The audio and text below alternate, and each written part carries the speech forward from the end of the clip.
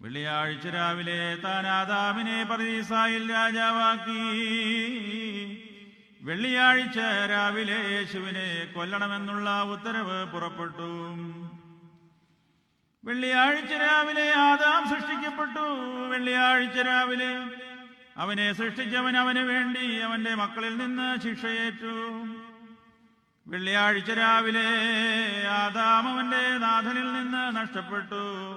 വെള്ളിയാഴ്ച രാവിലെ അവന്റെ കർത്താവ് അവന് വേണ്ടി അടികൊണ്ടു.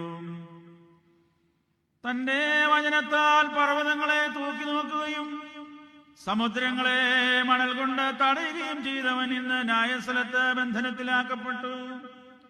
വിശേഷ ബുദ്ധിയുള്ള എല്ലാവർക്കും വചനം നൽകിയവനെ ഇന്നേ ദിവസം ഹന്നാന്റെ ഭവനത്തിൽ കൊണ്ടുപോയി ഇട്ടടച്ചു. ഇന്ന് താൻ ന്യായാധിപന്റെ മുമ്പിൽ സംസാരിക്കാതെ